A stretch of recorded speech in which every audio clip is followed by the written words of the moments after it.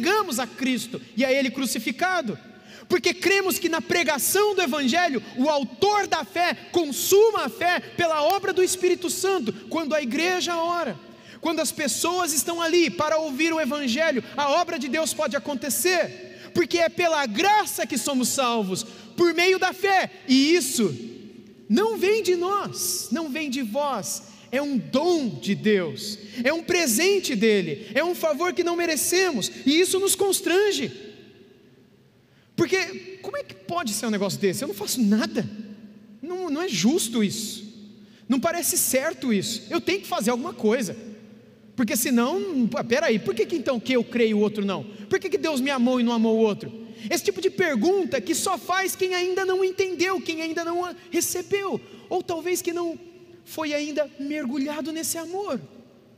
Porque quando somos mergulhados nesse amor, quando o amor de Deus é derramado sobre os nossos corações, a única pergunta que fica é: por que é que Deus me amou? Eu não sou capaz de olhar para quem está na minha frente e dizer: por que Deus não amou a ele? Por que Deus não derramou o amor dele sobre ele? Eu não tenho nem condição, porque é tão constrangedora a graça, é tão constrangedor o amor de Deus, que Ele não me permite tirar os olhos de mim mesmo, fazendo com que eu, constrangido, constantemente lhe pergunte: por que, Senhor? Quem sou eu para teres olhado para o teu servo? Quem sou eu para teres olhado para um cão morto? Mefibosete falando a Davi. Quem sou eu, como escreveu Dietrich Bonhoeffer na Alemanha antes de ser enforcado, a mando de Hitler, um pastor alemão, não o Hitler, o Bonhoeffer, vocês entenderam? Ou aquela música do Casting Crowns que a gente canta: quem sou eu para que o Deus de toda a terra? Quem somos nós? Essa pergunta só é capaz de fazer aquela pessoa que entende que até mesmo a fé que confessa lhe foi um presente, e outra atitude não tem, e é justamente isso que Paulo está a fazer aqui em Efésios. Não tem outra coisa a fazer senão se prostrar e dizer: louvado seja o teu nome. Como é que Paulo começa Efésios 1? Ele começa adorando a Deus. Bendito seja o Deus e Pai de nosso Senhor Jesus Cristo, que nos tem abençoado com toda sorte de bênção espiritual nas regiões celestiais, e que nos escolheu nele antes da fundação do mundo para sermos santos e irrepreensíveis. Ele está adorando a Deus. Ainda no capítulo 1 ele termina fazendo uma outra oração de gratidão e adoração, mas aí é pela fé e testemunho dos Efésios. E aí ele começa o capítulo 2 falando: olha, Deus tirou a gente da morte, Deus deu isso pela graça. Isso tudo é pontos de adoração. Ele volta a falar de adoração depois ele vai dizer que isso tudo deve promover a unidade da igreja, e quem lutará para preservar essas doutrinas são os oficiais. Aí ele fala dos presbíteros, diáconos, evangelistas, apóstolos, profetas, capítulo 4. Depois ele fala das famílias, como o marido, a esposa, os filhos, os servos, todo mundo tinha que viver. E ele termina no capítulo 6 falando da batalha espiritual, que a família e a igreja sempre haveriam de viver, por conta dessas doutrinas tão preciosas, por conta dessa graça e desse amor sobre elas derramado, e com essa consciência deveriam perseverar em gratidão e em amor, em todo o tempo. Isso não vem de vós. Isso o quê? Muita gente briga com isso, né? Irmãos, isto aqui, a palavra tuto em grego é uma palavra neutra. Você sabe que no português a gente tem 2 gêneros, masculino e feminino. Em grego tem 3, masculino, feminino e neutro. Em inglês também tem um neutro. E a palavra graça e a palavra fé, charis e pistis, são palavras femininas em grego. Quando Paulo fala isto, ele não usa uma palavra feminina, porque aí estaria relacionado tanto à fé quanto à graça, mas ele usa uma palavra neutra. E Paulo não estaria aqui cometendo um erro gramatical, ele não faria isso. Seria como se ele dissesse: não, as ônibus acabaram de passar, ou o cadeiras foram colocadas na salão. Mas Paulo não escreveria assim. O isto não é apenas a graça e a fé, mas tudo o que está no capítulo 2, desde o versículo 1, o poder, o chamado, a escolha, a palavra que tem poder de trazer vida àquele que está morto, o fato do Espírito ter sido derramado, o convencimento do Espírito, o tocar de Cristo, a fé que vem do autor e consumador, a graça que nos envolve em tudo isso, o chamado para a nova vida, tudo é graça de Deus. Todo o processo da nossa salvação começa e termina como fruto da obra de Deus. Nós somos, como o profeta Isaías escreveu, como Jesus falou, como Paulo aqui também escreveu, nós somos um presente do Pai para o Filho. Alguns versos que nos ajudam a entender isso são esses que eu vou colocar aqui para vocês. João capítulo 6, verso 37. Todo aquele que o Pai me dá, esse virá a mim, e o que vem a mim, de modo nenhum lançarei fora. Se você é crente, você é um presente do Pai para o Filho, porque olhe para esse texto de novo. Todo aquele que o Pai me dá, quem nos dá ao Filho é o Pai. O profeta Isaías já tinha escrito isso, no final do 53, quando ele termina dizendo, depois de dizer que ele foi traspassado pelas nossas iniquidades, ferido pelas nossas transgressões, pelas suas pisaduras somos sarados, lá no finalzinho do 53, Deus diz pelo profeta, que ao Pai agradou moê-lo, fazendo enfermar até a morte. Depois diz que dará muitos a ele como sua recompensa. A recompensa pelo sacrifício do Filho seria muitos que o Pai daria ao Filho. E aqui Jesus diz justamente isso: todo aquele que o Pai me dá. Isso é uma recompensa daquilo que foi profetizado em Isaías 53. Esses virão a mim, e de modo nenhum eu os lançarei fora. Olha o verso 44. Ninguém pode vir a mim se o Pai que me enviou não o trouxer. Você acha que você é capaz de vir a Jesus se o Pai não te trouxer a Jesus? Ninguém, disse Jesus, é capaz de vir a mim se o Pai que me enviou não o trouxer, e eu o ressuscitarei no último dia.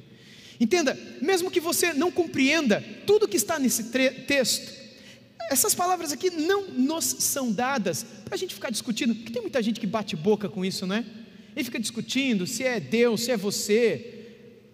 Essa doutrina, esse ensino de Jesus serve para uma coisa somente: para nos levar à adoração e dizer: Pai, muito obrigado, porque o Senhor me trouxe ao Filho. Pai, muito obrigado, porque eu não poderia vir ao Filho se o Senhor não me trouxesse a Ele.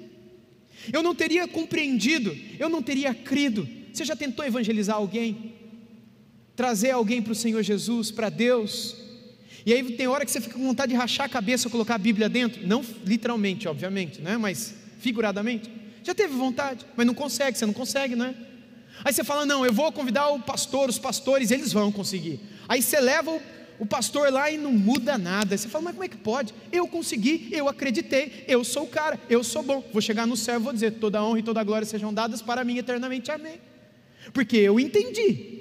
E como é que pode uma coisa tão simples? Jesus morreu pelos meus pecados, eu estou aqui, minha vida é dele. Até que você chega nesses textos que nos abrem os olhos e nos fazem entender que é pela graça de Deus que hoje você crê, e que deve fazer com que você ore pelos outros, seus parentes, seus amigos, para que essa mesma graça que abriu os teus olhos abra os deles também, e um dia eles estejam aqui adorando a Deus com você. No mesmo capítulo, no versículo 65, é o que está acima ali, nós lemos assim: e prosseguiu: por causa disto é que vos tenho dito, ninguém poderá vir a mim, se pelo Pai não lhe for concedido.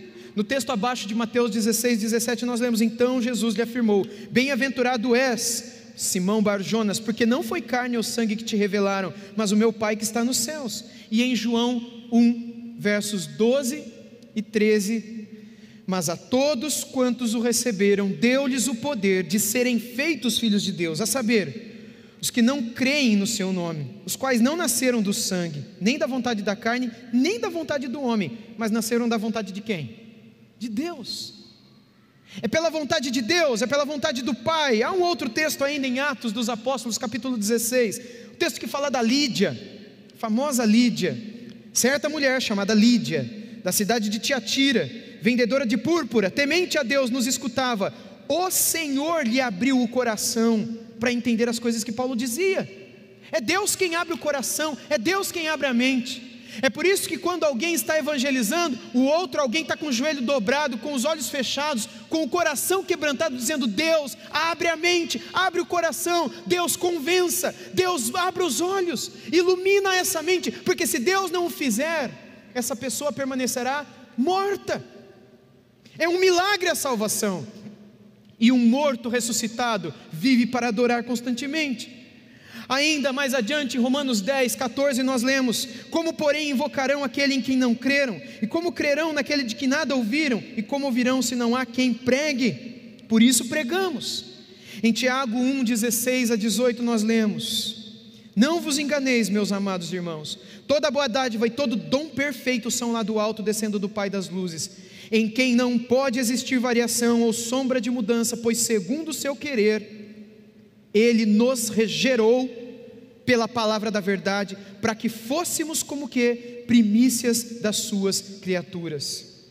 Visto então que nós somos um presente do Pai para o Deus Filho, Paulo conclui seu pensamento com as seguintes palavras, voltando lá ao texto em que estávamos: não de obras, para que ninguém se glorie. Ou seja, qualquer um que se glorie na sua salvação é um louco, é um insensato, é um ser humano, ou um ser humano que está levemente enganado, aliás, grandemente enganado, para não dizer cego. É completa loucura alguém afirmar que a sua salvação se dá por conta da sua própria atitude, mérito, decisão, inteligência, etc. Se fosse assim, a salvação seria pelas obras de alguém. O fato de dizer que a salvação é fruto de uma decisão somente, que alguém tomou um dia na vida, leva à conclusão de que essa salvação de tal pessoa se deu por uma obra, uma decisão, um passo. Não está errado dizer isso totalmente. Teve um dia em que eu tomei a minha decisão, mas hoje eu sei que essa decisão eu não teria tomado se o Espírito não tivesse me convencido do meu próprio pecado. Hoje eu sei que eu não teria levantado a minha mão e não teria entregado a minha vida a Cristo Jesus se o Senhor não tivesse me amado primeiro. Eu não amaria hoje Ele, de jeito nenhum. Se Ele não tivesse, nas palavras do profeta Oséias, lançado seus laços de amor e me trazido, me atraído, me arrastado, me forçado a entrar, eu estava muito longe daqui uma hora dessas. Mas hoje eu sei que no dia em que eu recebia Jesus no meu coração, eu não recebi pela vontade da carne, nem do homem, nem do sangue, mas porque Deus decidiu me amar. Porque na pregação que eu ouvi, a fé me foi dada pelo autor e consumador da minha fé, para que hoje, tendo fé no sacrifício de Jesus naquela cruz, eu pudesse adorá-lo e não ficar debatendo a minha fé, não ficar discutindo a minha salvação, mas apenas me prostrar em adoração pelo Deus que me amou muito antes de eu nascer. O texto termina com essas palavras: pois somos feitura dele, criados em Cristo Jesus, para as boas obras, as quais Deus preparou de antemão para que andássemos nelas. Meus irmãos, nós fomos criados à imagem de Deus, e eu quero concluir com isso. O próprio Criador revela que o modus operandi do ser criado seguiria o modo do próprio Criador. Ele colocou a sua imagem e semelhança em nós, e Ele é bom, Ele faz o que é certo, e é por isso que boas obras são uma obrigação para nós. Mas a gente vive num mundo tão mergulhado no pecado, a gente trabalha com pessoas que estão tão afundadas no pecado, a gente está acostumada a ver televisão, tanto pecado, que quando a gente vê uma atitude boa, aquilo nos assusta. Alguém que descobre uma carteira ou uma mala cheia de dinheiro no aeroporto e leva para o guarda, ou alguém que achou R$50 no chão, ou alguém que na hora que deram um troco, veio ali R$5 a mais, e aí você conta e diz: meu amigo, você errou no meu troco. Não, você me deu a mais. Oi, se eu te der a mais, a pessoa não quer brigar. Mas quem é que faz? A pessoa tira foto, bota no Face e fala: olha que pessoa boa, quando na verdade você não fez nada mais do que sua obrigação.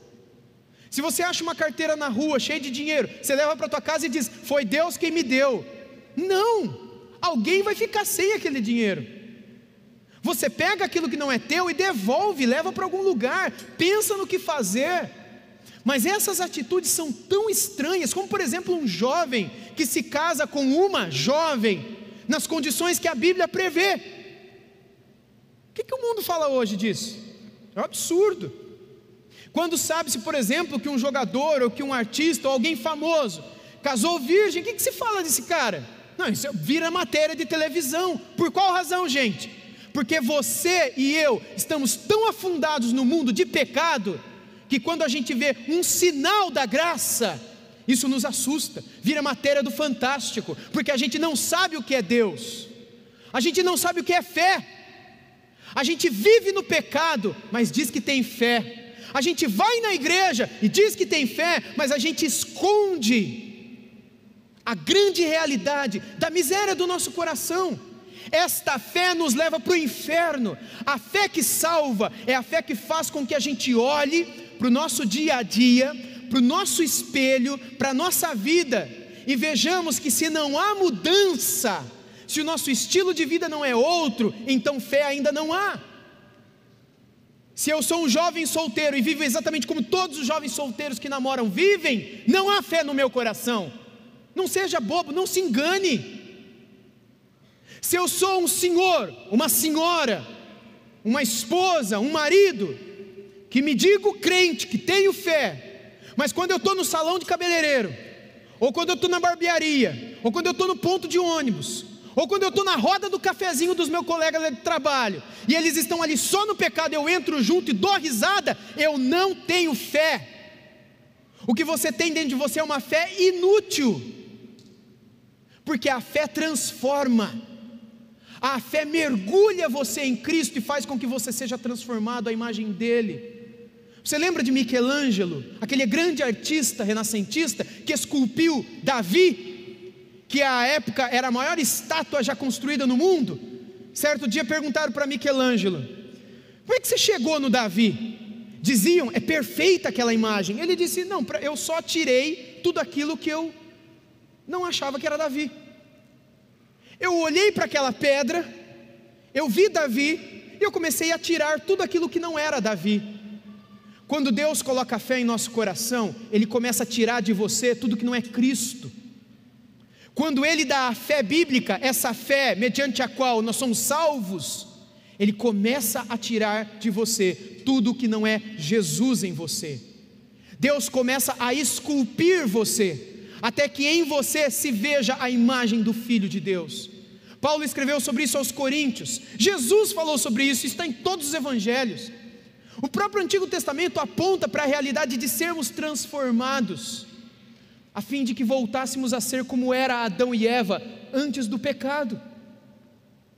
Meus irmãos, se a fé não nos salvou a ponto de nós olharmos para as obras e as enxergarmos como mera obrigação nossa, se nós ainda quando realizamos alguma coisa boa dizemos, uau, como eu sou bom, como eu sou boa, olha, ninguém faz isso mais nos dias de hoje não, viu? Eu sou diferente, eu acho que Deus lá no céu está muito feliz comigo, quando eu abro o Evangelho e vejo Jesus dizer, servo inútil, você não fez nada mais do que a sua obrigação. Nossa, mas como o Senhor é insensível, Jesus, como o Senhor é indelicado, olha, ninguém faz o que eu faço, ninguém é tão bom quanto eu, mas é porque você e eu vivemos em um mundo que jaz no maligno, e apenas quando Deus nos desarraiga, essa é uma outra expressão de Paulo aos Filipenses, quando ele nos desarraiga, quando ele nos arranca pela raiz, nos desarraigou desse mundo tenebroso, perdido, perverso, são as palavras dele, no capítulo 1 aos Filipenses, quando ele nos desconecta, ele nos despluga, a gente perde a conexão com aquilo que antes alimentava o nosso ser. O que nos alimenta agora não é mais a energia, porque nós somos desconectados da energia desse mundo, e somos ligados com os céus, e Cristo nos transforma, nos preenche e nos dá nova vida. Irmãos, há muito o que dizer sobre o sola fide, sobre a fé somente. Quando os reformadores há 500 anos atrás também fizeram dessa uma das doutrinas principais a serem ensinadas ao povo de Deus, era para que o povo entendesse que uma vida religiosa leva todo mundo para o inferno. O inferno está cheio de gente religiosa. O inferno está cheio de gente de boas intenções. que ouviram pregações de Jeremias, de Isaías, de Oséias, de Malaquias, de Zacarias, de Ezequiel, de Daniel, que ouviram as palavras de Jesus, de Pedro, de Tiago, de João, de Paulo, de Filipe, de André, e dos pais da igreja, e de pastores até hoje, mas que acharam, não, tá de boa, tá beleza, afinal de contas eu sou normal, aí todo mundo faz, todo mundo fala, todo mundo vai, todo mundo vem, todo mundo come, todo mundo bebe, eu só sou uma pessoa normal, mas eu tenho fé, eu creio em Deus. E aí Deus vem para a gente em Tiago e diz, muito bem, até o diabo acredita. A Bíblia não diz que até o diabo tem fé?